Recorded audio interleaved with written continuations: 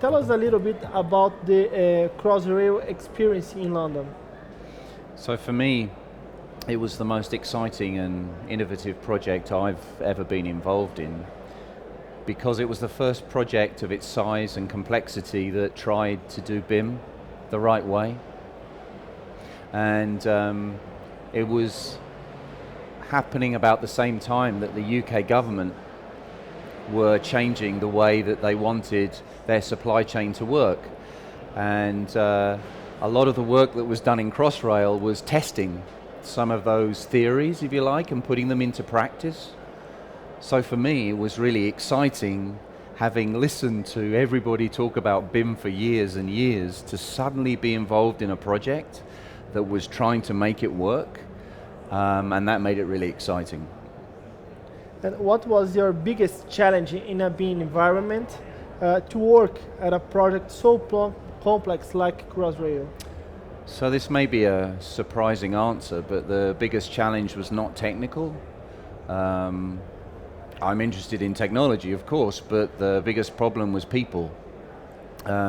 Because BIM is not about technology, it's about working in a different way. It's not even an evolution, it's a revolution in the way that the whole industry has to work together. And human beings, they don't like change. And to persuade people to understand the benefits of working in this way, when for years and years and years they've worked traditionally one way, and now we're saying no, you have to work this way, and we're encouraging and we're writing it into contracts.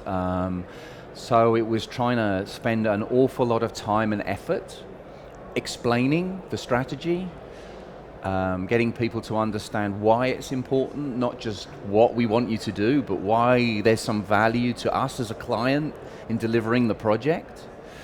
So as an engineer, you're interested in dealing with things. You understand mathematical formulas and you understand how design works and processes. Dealing with people as an engineer is very different, because people are unpredictable and people's behavior is not predictable. So I always said that when I was on Crossrail, the books I had on my desk were less about technology and more about behavioral psychology and organizational behavioral change. And they're not easy things to deal with. How the government in London developed the use of BIM in the constructions? So it's a really interesting story, because it was one single event that made the government think about taking this strategy seriously, because it had been talked about in theory for many, many years, but there was no real progression or uptake of the strategy. And I think in part that's because the construction industry is very conservative, it's very risk averse, it doesn't like trying new things. And then along came in Western Europe and the Western economies a huge financial crisis in 2008. And you could no longer hide all the inefficiencies that we knew about. We weren't making money anymore. And the government needed to invest in infrastructure, and it needed to deliver these projects quicker and cheaper and more effectively. And they were persuaded that BIM was the way, that they would save 20% from not only the delivery of these new government assets, but also the operation of the assets. And it was that one single event when the government was brave enough to recognize the value and turn that into a strategy that the industry had to change. It had no choice whether it liked it or whether it didn't like it. That one single event, the financial crisis, led to the government strategy in 2011 that just said, if you want to work for the government now, you have to reach this, what they call level 2 BIM maturity, or you won't work for us. So many companies, 40-50% of their revenue is in government work. What choice do they have?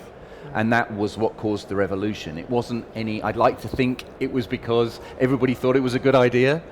It was the government that thought it was a good idea, and now everybody has to change. Once we proved the small investment had a huge return, we could go to the bosses, the people that make the decisions, and say, here's the evidence, now we want to do more. We want to move on to the next level, and then that gives them the confidence. So it's a bit like climbing a staircase. Or as the Americans say, how do you eat an elephant?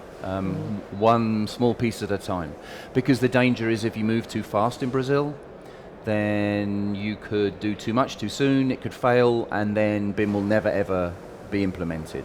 So my advice would be move slowly, move carefully, demonstrate the value.